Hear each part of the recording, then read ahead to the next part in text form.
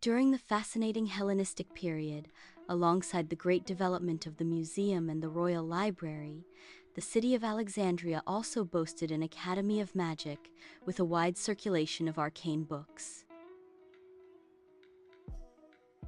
These were edited, copied, and then bound in the busy codex-style manuscript workshop established by Breezy at the School of Alexandria.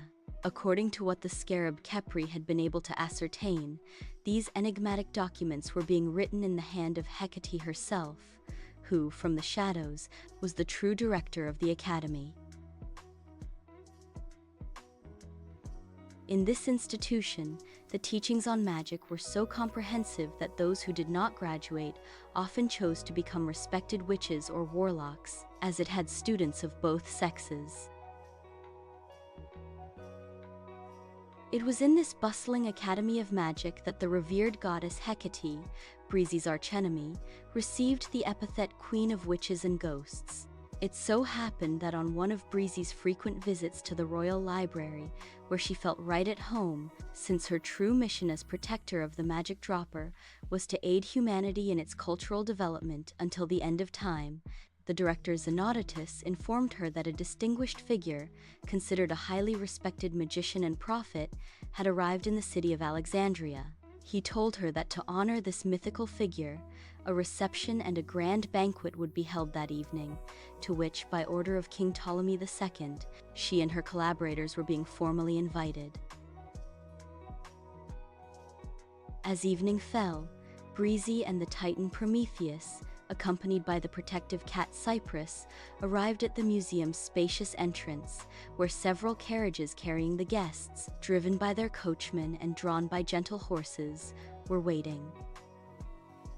Breezy greeted the distinguished physician Herophilus of Chalcedon, who arrived with his wife. Breezy loved conversing with this kindly sage, who had observed the synchronicity of the pulse with the heartbeat and asserted that intelligence resided not in the heart, but in the brain. Once inside the spacious hall where the reception was being held, Breezy greeted the astronomers Timocrates and Aristillus, who were creating the first star catalogue in the Western world, along with the equally celebrated astronomer Aristarchus of Samos. He then warmly greeted Euclid, known as the father of geometry, who was a great admirer of the marvelous dropperflies and their dodecahedral shapes, just as he was a fervent fan of the drop game. Breezy also met the poet Theocritus, founder of bucolic or pastoral poetry, and the poet Callimachus of Cyrene, who, along with the great Xenodotus, were organizing and cataloging the numerous manuscripts of the Royal Library, introducing their famous Pinakes, the first thematic catalog in history. Another who arrived at the reception, accompanied by a beautiful courtesan, was the young poet Apollonius of Rhodes, who was seeking Breezy's help as he was beginning to write his epic poem Argonautica, a story about Jason and the Argonauts in search of the Golden Fleece. Finally, the guest of honor arrived, entering the reception accompanied by Xenoditus, who introduced him to the expectant guests as the magician Hermes Trismegistus. Breezy was astonished when she discovered that the guest was none other than the wizard Merlot himself, that colorful and charismatic character who had given her the scarab beetle Khepri several millennia ago, and who had subsequently reappeared in different civilizations, always acting as a reformer. The cat Cyprus, who wouldn't have missed the banquet for anything, surprised everyone with her familiarity with the new visitor, whom supposedly no one knew. That night, including the Philadelphian kings, all the guests spent a delightful evening in the company of Breezy and the wizard Hermes Trismegistus, who, upon joining the prestigious cultural institution, would elevate alchemy to the status of a new science, also developing a system of metaphysical beliefs that are now known as Hermeticism. Thanks to the close collaboration between Breezy and the magician Hermes Trismegistus in the workshops of the School of Alexandria, where codex-style manuscripts were produced, the Corpus Hermeticum, a compilation of Hermetic treatises, was made public, as was the famous Emerald Tablet, the book that established the principles of alchemy. Sometime later, Breezy and the magician Hermes Trismegistus were invited by King Ptolemy II Philadelphus, around 62 years old, and by his son, now co-regent, Ptolemy III Euergetes, to the inauguration of the Lighthouse of Alexandria. The majestic Lighthouse of Alexandria, a technological triumph for its time, reached a height of 134 meters. Erected on a square base, it was octagonal in shape and constructed of marble blocks assembled with molten lead. At the very top, a large metal mirror reflected the light during the day, and at night, it projected the glow of a great bonfire up to 50 kilometers away, marking the position of the prosperous city for sailors. Since the coast in the delta area was very flat, there were no other landmarks for maritime navigation.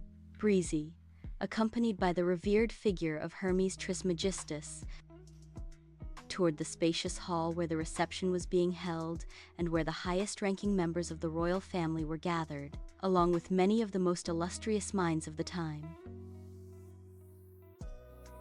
The event was a major social occasion. Zenodotus and Callimachus, along with the literary critic Longinus, were in charge of receiving the select guests, while King Ptolemy II, who appeared somewhat tired, remained seated on an improvised throne placed to one side of the main entrance and surrounded by his personal guard, where he conversed with a few of the guests. Prince Ptolemy III took advantage of the special event to present his betrothed, Princess Berenice of Cyrene, to society. She was his future wife and the mother of Ptolemy IV Philopator, who arrived at the lavish inauguration escorted by her childhood friend, the scholar Eratosthenes, and her other great friend, the sage Archimedes of Syracuse. As a special gift for her fiancé, the Princess of Cyrene had a rectangular box of exotic black wood transported, bearing the initials of the respected philosophical school of Cyrene. It was placed at the feet of the crown prince, next to his esteemed father, King Ptolemy II. The prince opened the ornate lid, and inside found an ancient cylindrical silver case adorned with carved hieroglyphs, containing a scroll of ancient papyrus. There could have been no better gift for the discerning Ptolemaic collectors. Everyone was captivated by this extraordinary present, as the special papyrus scroll retained its fresh, crisp texture, as if it had just been made.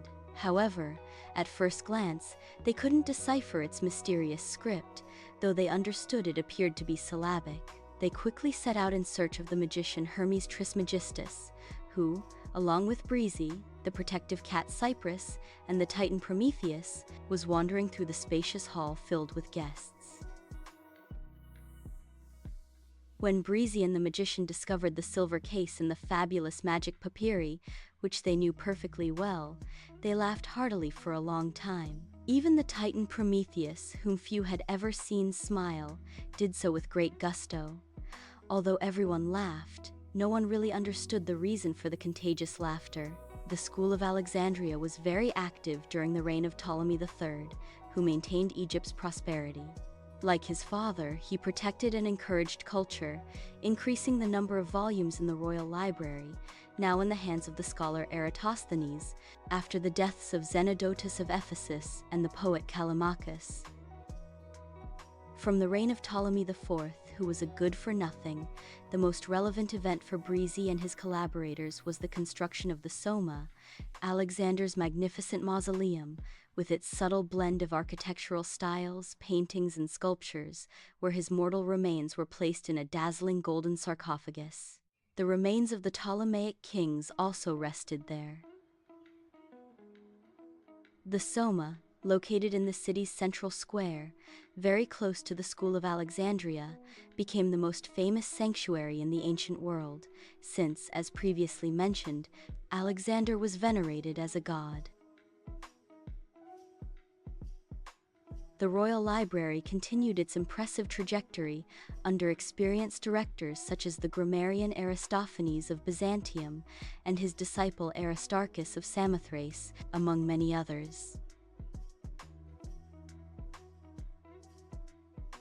However, with the mysterious death of Ptolemy IV, the the decline of the Ptolemaic dynasty began, at which point Breezy and his collaborators abandoned the School of Alexandria, leaving it, as was becoming customary, in the hands of a group of distinguished professors. After Breezy left the city, the wonderful dropperflies from the surrounding regions returned to their centers of civilization, while the wonderful dropperfly Sinuhe the Egyptian remained aware of everything that was happening in the Great Royal Library and in the cosmopolitan city of Alexandria, since Breezy will maintain a close relationship with the famous institution and its future directors.